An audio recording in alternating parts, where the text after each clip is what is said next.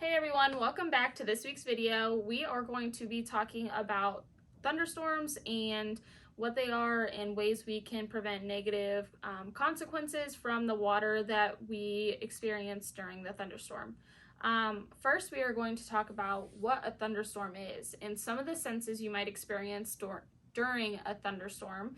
The first one we'll talk about is your sight and what you might see. You may see the dark clouds in the sky or lightning or rain falling down, while on the other hand, some things that you may hear are the raindrops falling on your roof or thunder.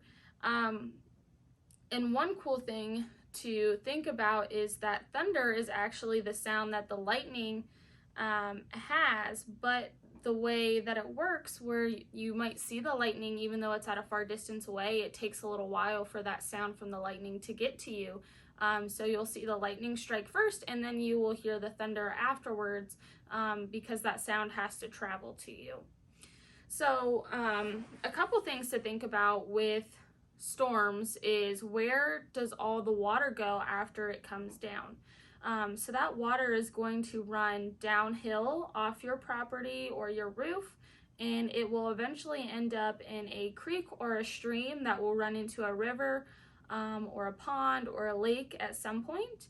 So one thing we need to be mindful of is that we need to keep pollutants or dirty things out of the water. So like trash or chemicals that you might spray on your yard, or soap from washing a vehicle, or oil from your parents' car that might be dripping in the driveway. We need to make sure that stays out of the water, because if that would get into the water and travel into that stream, it could have negative consequences, like maybe killing some fish in the river or killing off the plants. And then you might have a bunch of green mucky stuff on top of the water, and it is because those pollutants got into the water and caused it to be bad water. So one of the things that was installed at all of your guys' centers was a rain barrel, and that is one way to prevent the storm water from running off into these streams, because instead of it running off your roof and through the gutters onto your property and into a stream, it's now running off your roof into the gutters and into this rain barrel, and then that water can then be used for other things when it's not gonna all run off because there's so much rain falling from the sky. So we put those in there to help protect our waterways and keep our water clean. So now that we've talked about that a little bit, we are going to do a fun activity that is kind of replicating the sounds that you will hear during a thunderstorm. So there's going to be a couple different things that we'll do. We will rub our hands together, we'll clap our hands, we will click our tongue, and we will slap our legs and stomp our feet.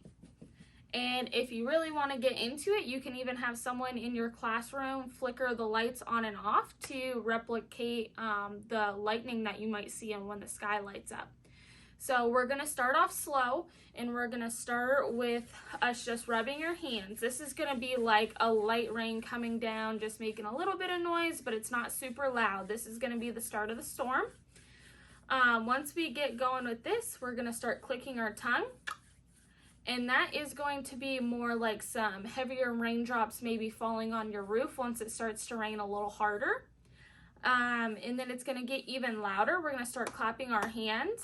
And that clap is going to be maybe some lightning or some even heavier rain.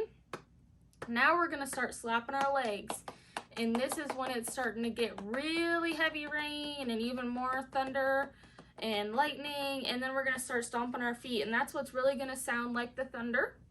And then it's going to start dying back down. That thunder's going to stop, and it's just going to be kind of slowing down. You're just going to slap your legs, and then you're going to start clapping your hands, and then you're going to start clicking your tongue, and then you're going to rub your hands. And this is the end of the storm. It's running down, slowing down, the sun's starting to come out, and then it's going to go quiet and the storm's going to be over. So those are some of the sounds. that you may hear during a thunderstorm, and you can do this activity for as long as you want. You can do it in different orders, because sometimes thunderstorms will get really heavy and then they'll slow down and then it'll get really heavy again. Not every single thunderstorm's the same. So that's something fun that you can do in your classrooms. With any extended time, those are just the sounds that you're going to use, and I just did an example. So your teachers can lead you in this. You can pick a student to lead you in this and figure out the pattern that they want to go in to replicate the thunderstorms that you guys may experience. And we want to remember that we need to keep our water clean. And we want to reduce stormwater runoff. And one of those ways is the rain barrels that you guys all have. So that's something to keep your eye on. Pay attention, see how much water goes into your guys' rain barrel. That way you see how much water is coming off of your roof.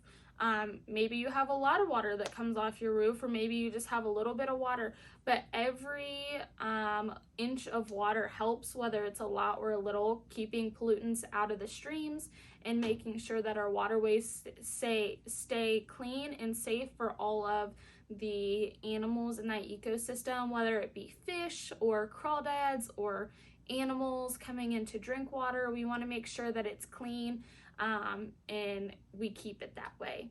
So make sure to tune in for our next episode of a Teach Me Tuesday video, and we look forward to seeing you guys then. See ya!